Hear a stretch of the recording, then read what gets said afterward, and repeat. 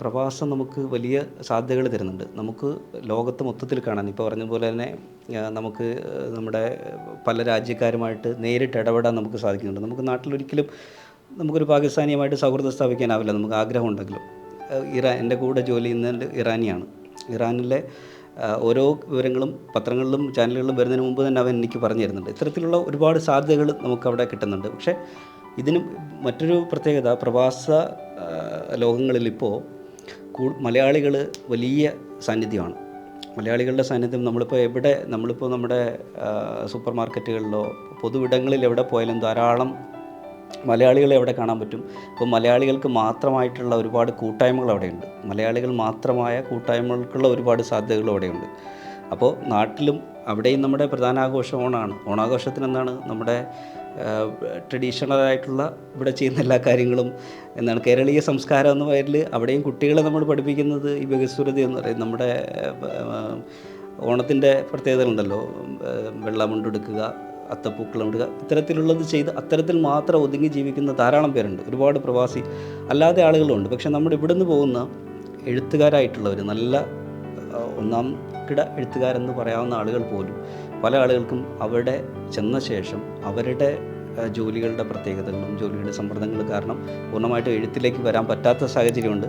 എഴുത്തിലേക്ക് വരാൻ പറ്റുന്ന സാഹചര്യമുള്ള കുറച്ചധികം സമൃദ്ധിയിലൊക്കെ ജീവിക്കുന്ന പ്രവാസികൾ ഇത്തരത്തിലുള്ള മലയാളി കൂട്ടായ്മകളിലും മലയാളികളുടെ അതായത് മലയാളി എന്ന് മാത്രമല്ല ഒരേ ജാതിയിൽപ്പെട്ടവർ അവിടെയും ജാതി തിരിച്ചുള്ള സംഘടനകളുണ്ട്, പ്രദേശം തിരിച്ചുള്ള സംഘടനകളുണ്ട്, ഒരു പഞ്ചായത്ത് തിരിച്ചുള്ള സംഘടനകളുണ്ട്.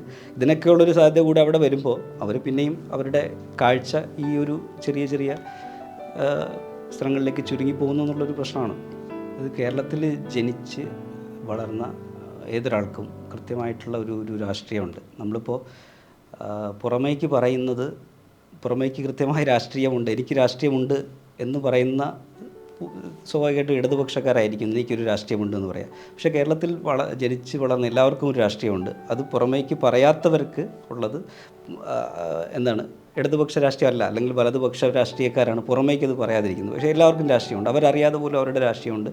കേരള സമൂഹം ഇപ്പോൾ നമ്മൾ നവോത്ഥാനം ഉഴുതിമറിച്ച നാടാണ്, ഇടതുപക്ഷ പ്രസ്ഥാനങ്ങൾ ഉഴുതിമറിച്ച നാടാണെന്ന് പറയുമ്പോൾ പോലും കേരളം ഭീകരമായിട്ട് അല്ലെങ്കിൽ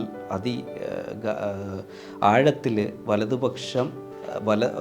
രാഷ്ട്രീയം അല്ലെങ്കിൽ അത്തരത്തിൽ വലതുപക്ഷ രാഷ്ട്രീയം വേരൂന്നിയ ഒരു നാടാണ് കേരളം. ഈ നാടിനെ റിവൈവ് ചെയ്തുകൊണ്ട്, ഈ നാടിനെ വലത്തേക്ക് താഴ്ന്നു പോകാതെ നേരെ നിർത്തുക എന്നുള്ളൊരു യത്നമാണ് ഇത്രയും നാളുകളുണ്ട്.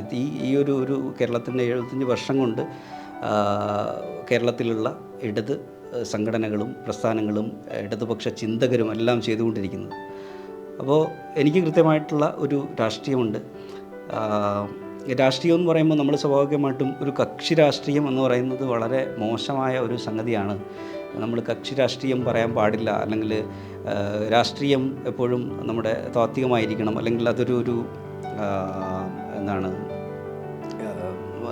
പ്രശ്നാധിഷ്ഠിതമായിരിക്കണം എന്നൊക്കെ പറയാറുണ്ട്. അപ്പോൾ കക്ഷി രാഷ്ട്രീയം ഇല്ലാത്ത ഒരാൾക്ക് രാഷ്ട്രീയം ഏതൊരു വിഷയത്തെയും കൃത്യമായിട്ട് വിശകലനം ചെയ്യാൻ പറ്റില്ല. ഇപ്പോൾ അത് ആഗോള പ്രശ്നങ്ങളാകട്ടെ, പ്രാദേശിക പ്രശ്നങ്ങളാകട്ടെ, കക്ഷി രാഷ്ട്രീയത്തിൻ്റെ കൃത്യമായിട്ടുള്ള ബാക്ക്ഗ്രൗണ്ട് ഇല്ലാത്ത ഒരാളെ സംബന്ധിച്ചിടത്തോളം, എൻ്റെ അച്ഛൻ ഇടതുപക്ഷ പ്രസ്ഥാനങ്ങളിൽ വളരെ സജീവമായിട്ട് ഇടപെടുന്ന മുഴുവൻ സമയ പ്രവർത്തകനായിരിക്കുകയും ചെറുപ്പകാലം മുതൽ തന്നെ ഇതുമായിട്ട് ബന്ധപ്പെട്ട എല്ലാ പ്രസിദ്ധീകരണങ്ങളും വായിക്കുകയും അതിലൂടെ കിട്ടിയ ഒരു സാമൂഹ്യ ബോധവും അല്ലെങ്കിൽ സാഹിത്യബോധവും ലോകവീക്ഷണവുമാണ് എന്നെ മുന്നോട്ട് കൊണ്ട് നയിച്ചത്.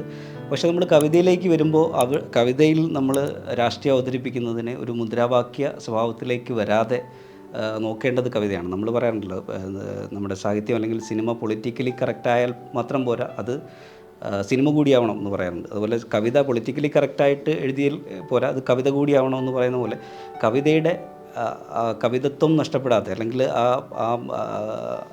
കവിതയുടെ സൗന്ദര്യാത്മകത നഷ്ടപ്പെടാതെ തന്നെ കവിതയിലൂടെ രാഷ്ട്രീയം നമുക്ക് പറയാൻ സാധിക്കും. അത് കൃത്യമായിട്ട്